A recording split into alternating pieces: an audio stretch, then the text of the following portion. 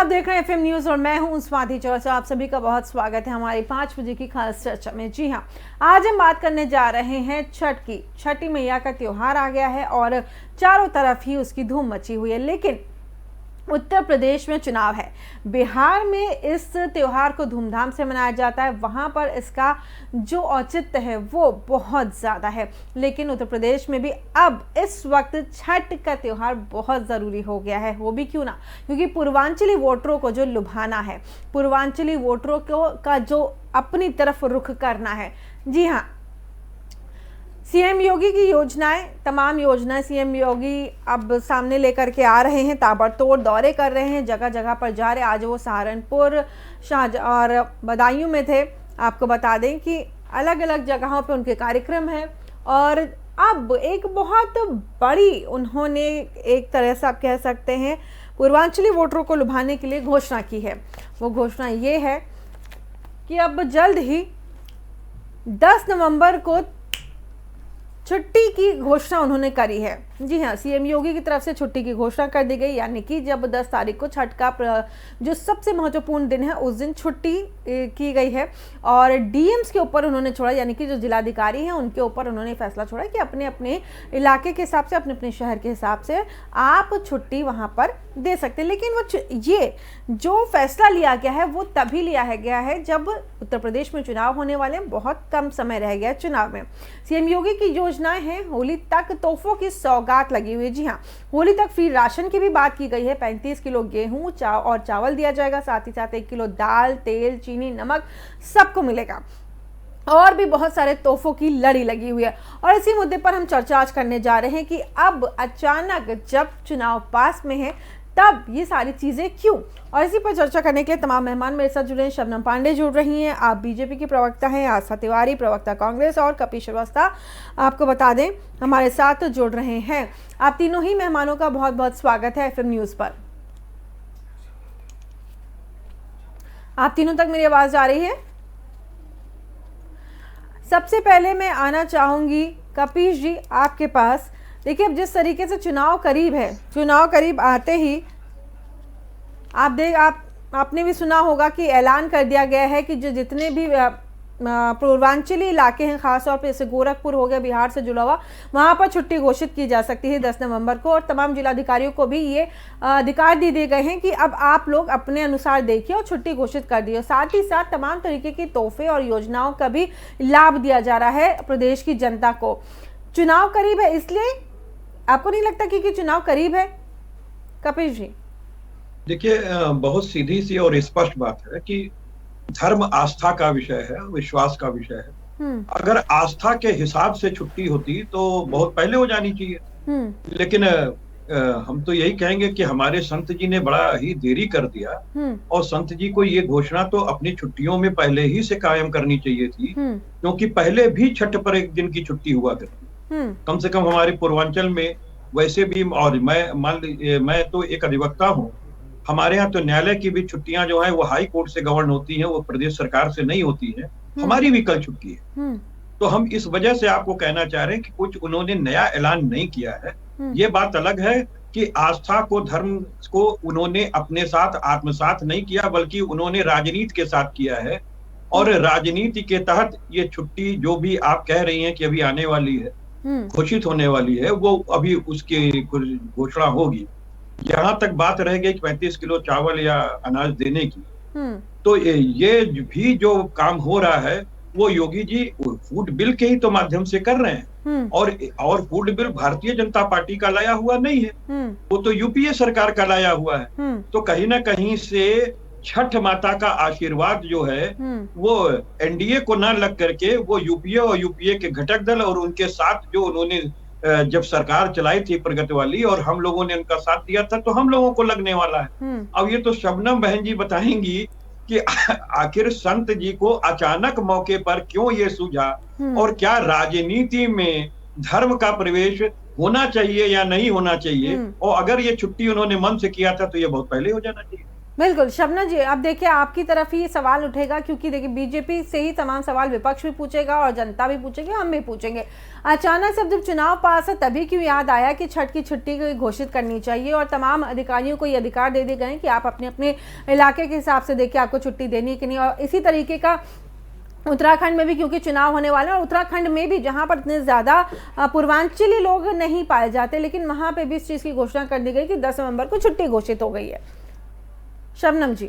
स्वाति जी, सबसे पहले छठ का पर्व है और ये एक महापर्व की तरह से पूर्वांचल में मनाया जाता है और कुछ भारत के राज्यों में बहुत ही प्राथमिकता के तौर पे छठ पूजा को लिया जाता है। इसलिए छठ पूजा करने वाले और देखने वाले आपके सभी दर्शकों को छठ के इस पूजा के लिए बहुत बहुत बधाइयां और शुभकामनाएं।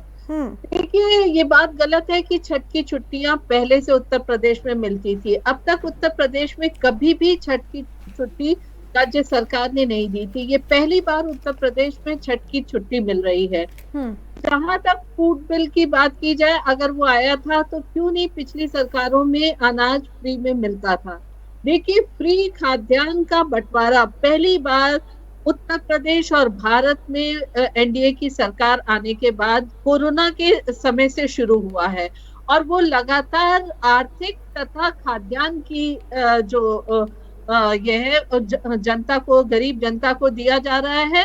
फूड बिल आने के बाद भी फूड बिल को लागू करने में सपा सरकार आनाकानी करती रही थी। उत्तर प्रदेश की भाजपा सरकार ने फूड बिल लागू किया। कौन आनाकानी करेगी? फ्री खाद्यान्न देश में अगर किसी सरकार ने दिया है तो वो एनडीए सरकार ने कोरोना से के समय से दिया है। और जहां तक छठ की है, देखिए, जब हम दीप दीपावली अयोध्या में मनाते हैं, कार्तिक पूर्णिमा में देव दीपावली मनाते हैं, तो बहुत ही धूमधाम से हमारी सरकार, हमारी पार्टी सांस्कृतिक मूल्यों को, धरोहरों को संजो के रखने का काम भी लगातार करती आई है जब से सत्ता में आई है। तो निश्चित तौर पे इससे बौखलाहट है विपक्षी में, इसलिए ये अब क्यों और कब क्यों करते हैं। लेकिन इन्होंने कहीं ना कहीं मुस्लिम तुष्टीकरण करके अपनी सांस्कृतिक धरोहर और सांस्कृतिक प्रचलनों को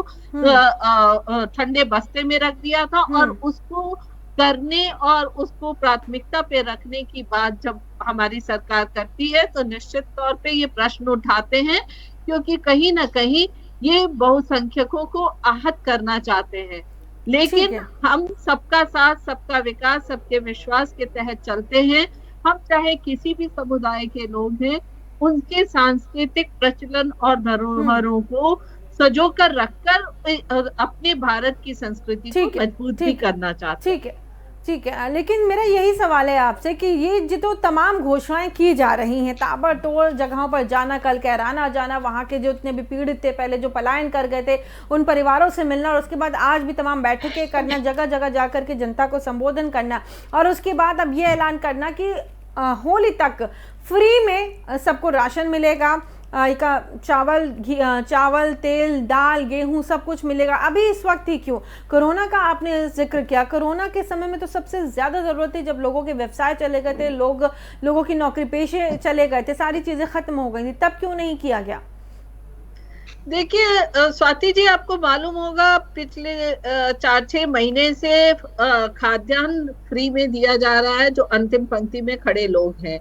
इस पर अगर कोई कहता नहीं दिया गया तो कहीं ना कहीं ये सफेद झूठ है, क्योंकि हमारी सरकार ने लगातार, आप किसी भी राशन की दुकान पे चले जाइए, पूछिए कि खाद्यान्न मुफ्त दिया जा रहा है या नहीं दिया जा रहा है, और जिनसे भी आप मिलेंगी वो इस बात का बहुत स्वागत करते हैं कि सरकार ने बड़ी संवेदनशीलता के साथ खाद्यान्न मुफ्त देने का काम गरीबों में किया है। और लगातार आप देखिए 5 साल में माननीय मुख्यमंत्री जी कभी भी अपने कार्यालय में बैठकर आदेश नहीं पारित करते, वो सभी राज्यों में लगातार दौरा करते रहे हैं और इस तरीके की चीजों की लगातार उन्होंने घोषणाएं भी की है। लेकिन क्योंकि चुनाव पास आ गया है तो लोगों को ऐसा महसूस हो रहा है कि चुनाव के समय में खासकर विपक्षी दलों को कि मुख्यमंत्री जी काम छोड़कर राज्य की सरकार पूरी तरीके से हाथ पर हाथ रखकर बैठे रहे, किसी तरह की जैसी घोषणा आगे 4.5 सालों तक की है वो ठीक है मैडम। ना आशा जी मेरे साथ जुड़ी हुई। आशा जी क्या लगता है आपको, विपक्ष भी बैठा हुआ है, आप भी हमारे साथ जुड़ी हुई हैं खुद, क्योंकि देखिए आप सिर्फ ना केवल सत्ता में जो बैठे हुए हैं यानी कि योगी सरकार ही नहीं बल्कि विपक्ष भी अलग अलग तरीके के लुभावने वादे कर रही है, लुभावने तोहफे बांट रही है। एक ऐसा लगता है कि मानो उत्तर प्रदेश के ऊपर तोहफों की बौछार हो गई। अभी कुछ दिन पहले अखिलेश यादव ने जा करके लैपटॉप बांटे थे, उधर प्रियंका गांधी वाड्रा पहुंचती हैं, महासचिव हैं कांग्रेस की, वो जाकर के कहती हैं कि 40% महिलाओं को सीटें मिलेंगी इस बार के चुनाव में। और अब देखिए एक साथ इतनी बौछार हो रही है तोहफों की चौतरफा, बल्कि मैं कहना चाहूंगी तमाम, चाहे सत्ता पक्ष हो चाहे विपक्ष हो, अचानक से सबको उत्तर प्रदेश की जनता की याद आ गई। उत्तर प्रदेश की जनता के लिए सब एकदम अचानक ही जागरूक हो गए। सबसे पहले स्वाति जी, मैं आपके चैनल के माध्यम से लोक आस्था के महापर्व छठ पूजा के करने वालों को, सभी प्रदेशवासियों को मैं बधाई देना चाहती हूँ उस छठ पूजा की। और दूसरी चीज, जैसे आपने मुझसे सवाल किया कि सभी मतलब सिर्फ सरकार ही नहीं बल्कि विपक्ष भी कर रहे हैं, तो विपक्ष मैं समझती हूँ कि इस समय वादे कर रहा है, ये दावे कर रहा है, ये प्रतिज्ञाएं कर रहा है। जैसे कांग्रेस पार्टी ने हमने कहा कि हम प्रतिज्ञा करते हैं कि हमारी सरकार बनी तो हम ये चीजें करेंगे।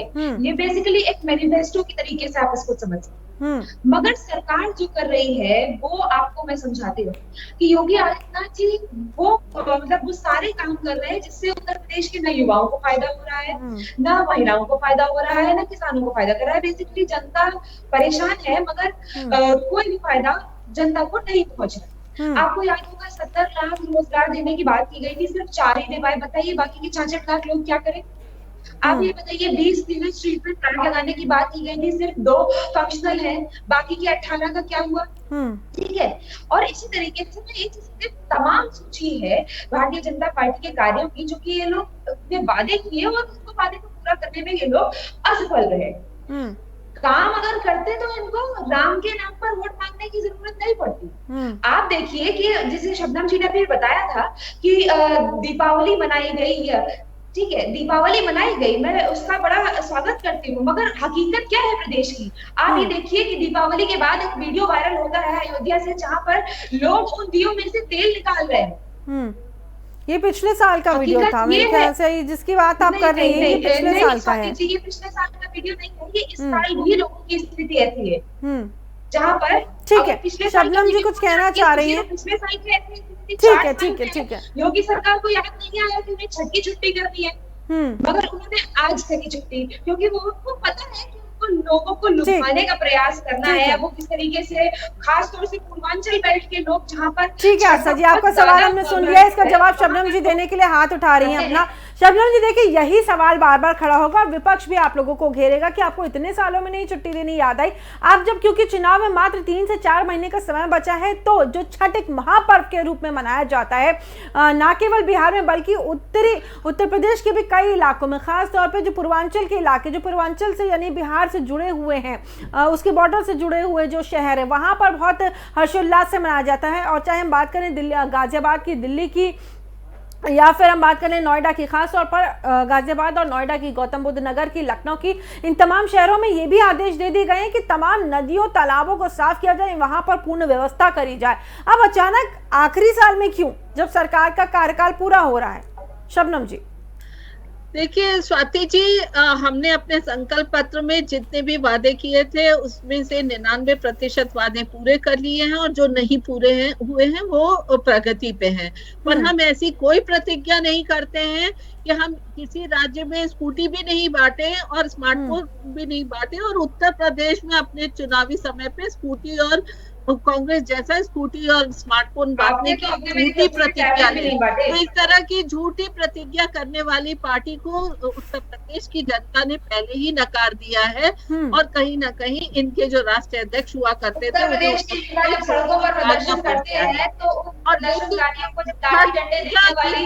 से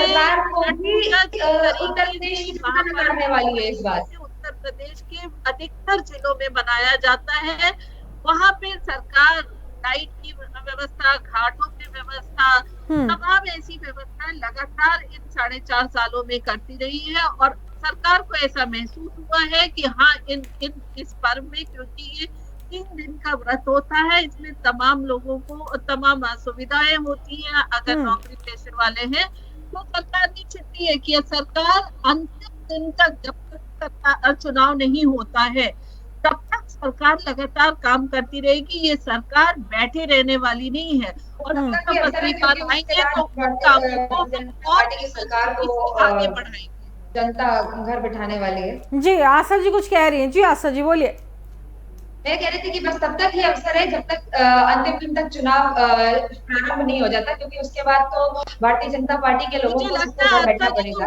अभी आप लगने तक सरकार की बात करिए, तो मैं एक चीज बताना चाहती हूँ कि शोभा पांडे जी को शायद इस चीज का ज्ञान नहीं है। फूड बिल और डिजास्टर मैनेजमेंट के एक्ट के अंडरस्टैंडिंग नहीं है इनको। जो फ्री राशन बांटा जाता है वो डिजास्टर मैनेजमेंट एक्ट, जो कि कांग्रेस सरकार के कार्यकाल में पारित हुआ था, वो उसके तहत बांटा जाता है।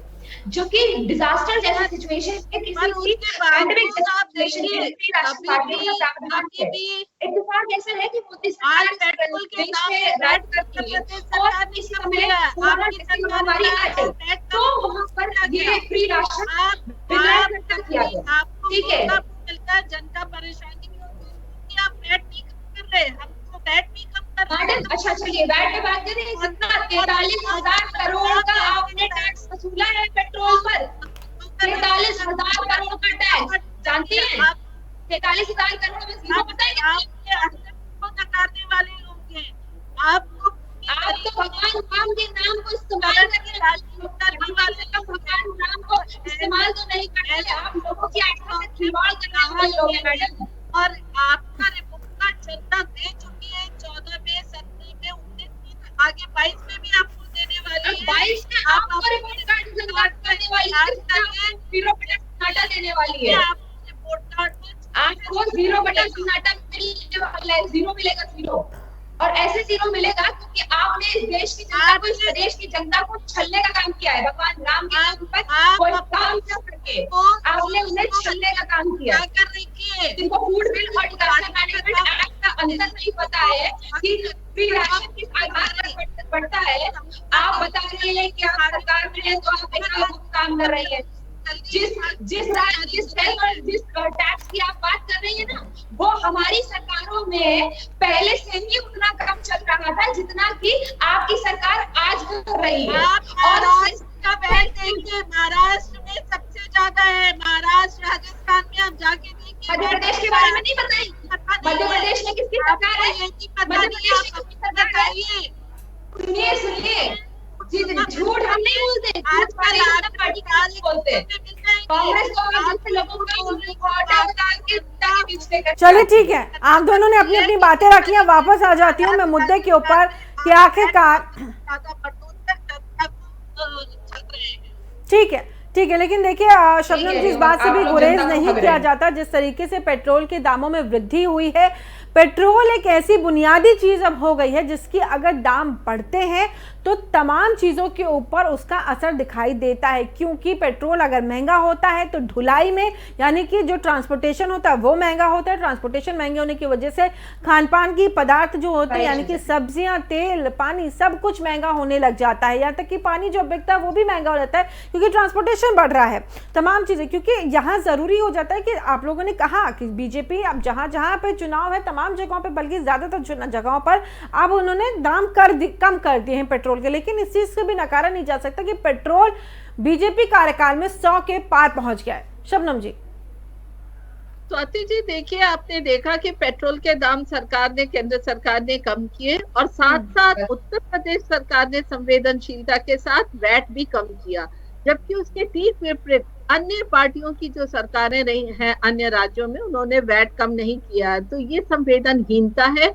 जो घड़ियाली आंसू ये बहा रहे थे कि पेट्रोल के दाम कम हो, अगर इन्हें चिंता होती तो महाराष्ट्र, राजस्थान जैसे राज्यों में ये तुरंत वैट कम करते, क्योंकि वैट एक ऐसा है जो राज्य सरकार लगाती है, एक्साइज ड्यूटी केंद्र सरकार लगाती है। केंद्र सरकार ने सभी राज्यों में पेट्रोल के दाम कम किए, लेकिन वैट कम करना राज्य सरकार का एक अधिकार है और उस अधिकार का प्रयोग करके माननीय मुख्यमंत्री जी ने उत्तर प्रदेश की जनता को पेट्रोल और डीजल के दामों में राहत दी है। और ये संवेदनशीलता लगातार उत्तर प्रदेश में देखने को मिलती है। ठीक है, कपिश जी कुछ कहना चाहते हैं? जी कपिश जी बोलिए। देखिए स्वाति जी, एक बात का एहसास इन्हें नहीं है कि ये राष्ट्र के विकास से तो समझौता कर सकते हैं, लेकिन अपने चुनिंदा जो पूंजीपति हैं, जिनको ये पेट्रोलियम प्रोडक्ट के दाम ना गिरवाने देने पे बढ़वा रहे हैं उनसे, और अपने ये देश का टैक्स घटा करके विकास को रोक रहे हैं। हम तो एक बात कहते हैं कि जब क्रूड ऑयल विदेश में सस्ता है तो आप कंपनियों से दाम गिरवाइए ना। आज आपने एक्साइज ड्यूटी में अगर आपने छूट की, चलिए बहुत अच्छी बात है, वेट में आपने कर दिया, चलिए बहुत अच्छी बात है, लेकिन मैं तो एक बात बोल रहा हूँ, वही मैं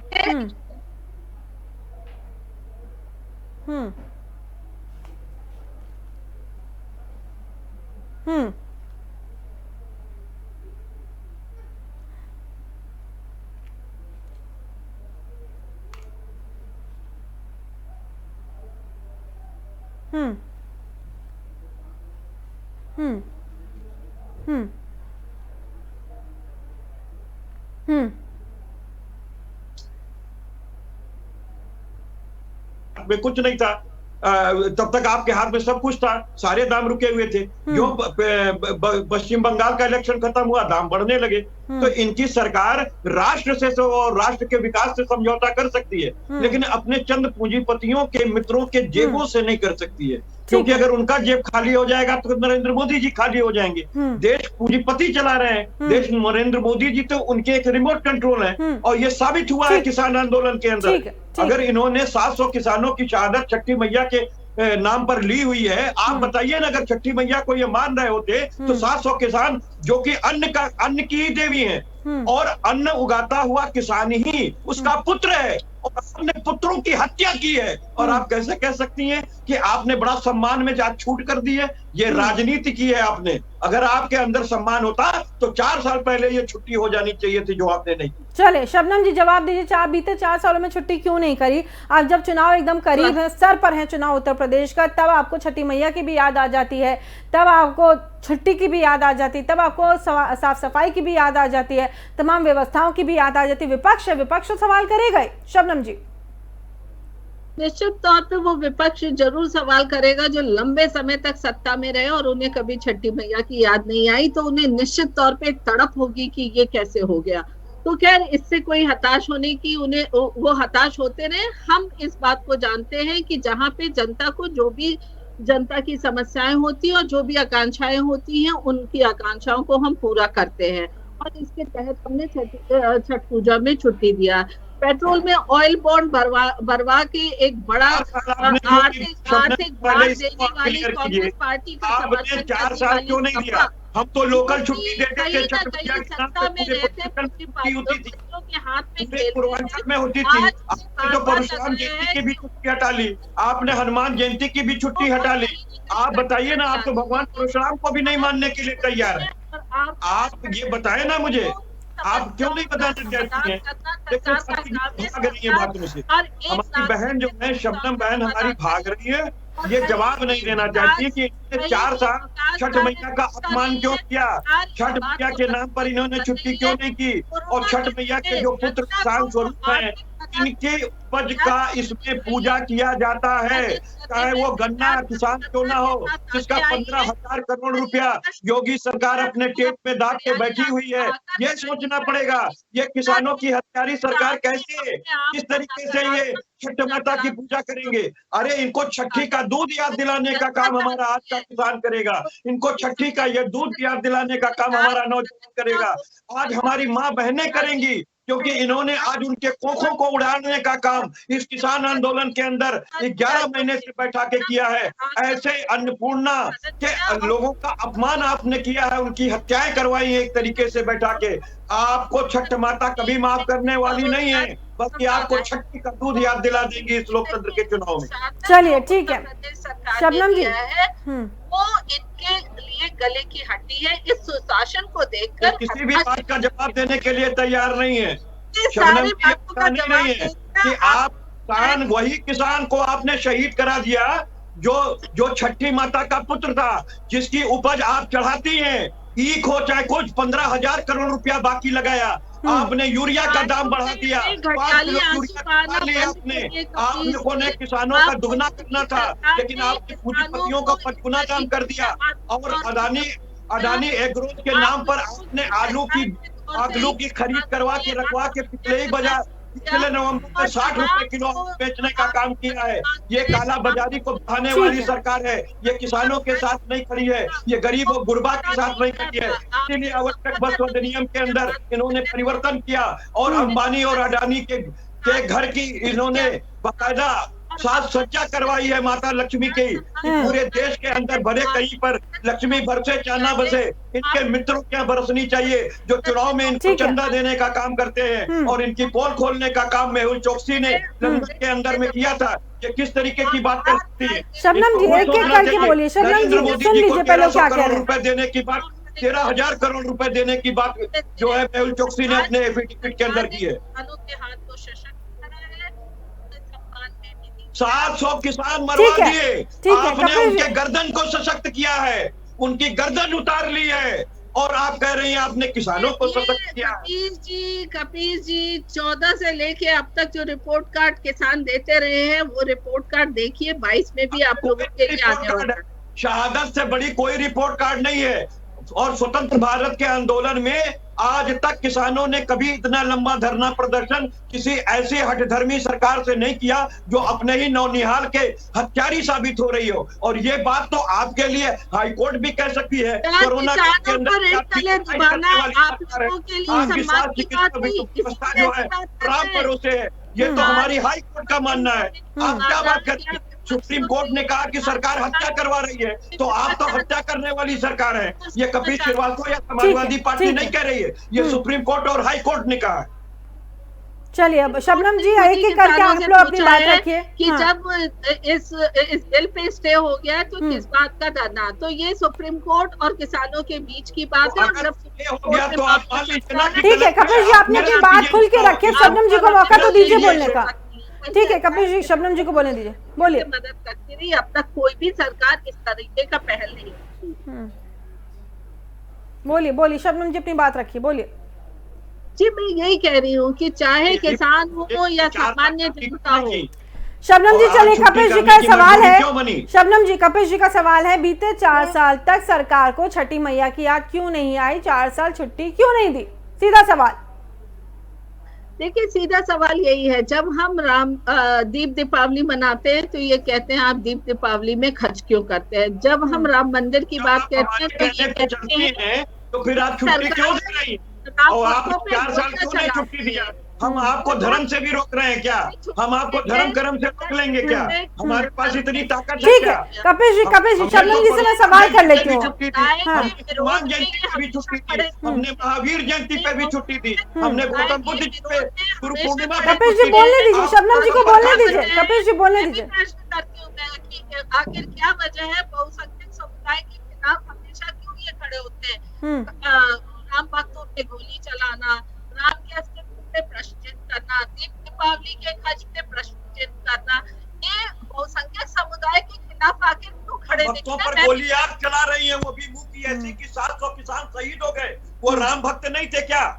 वो राम भक्त नहीं थे जिनको नरेंद्र मोदी जी एक आंसू नहीं दे सके? वो कौन है? क्या जाट और हिंदू और सिख ये हिंदू नहीं है क्या?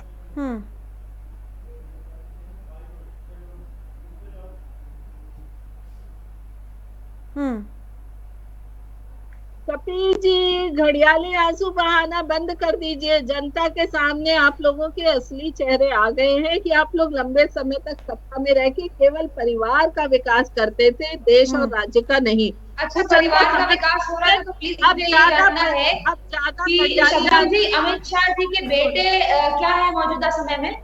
उन्होंने क्या क्रिकेट में अचीव कर लिया है कि वो बीसीसीआई के सेक्रेटरी बने बैठे हैं? बताइए, परिवार की बात करते हैं। बीजेपी राजनाथ सिंह जी जो सांसद है आपके,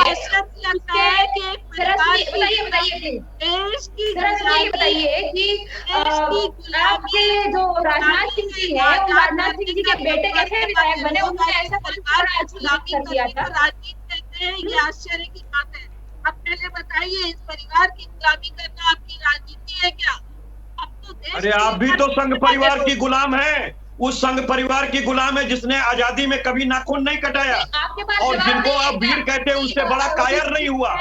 6 माफीनामा लिखा, 60 रुपए अंग्रेजों से पेंशन उठाई और मुखबिरी करके भगत सिंह जैसे लोगों को सूली पे चढ़ाने का काम किया। आपको जवाब देना पड़ेगा कि आपने स्वतंत्रता संग्राम में क्यों अंग्रेजों का साथ दिया था। आप बताइए, आपने क्यों साथ दिया था? सावरकर साहब को वीर क्यों कहती है जब उन्होंने 6 माफीनामा मांगा, अंग्रेजों से पेंशन उठाई, भगत सिंह को फांसी पे चढ़वाए, राम बिहार। ठीक है, आप बताइए ना, अशफाकुल्लाह को आपने फांसी पे चढ़वाया।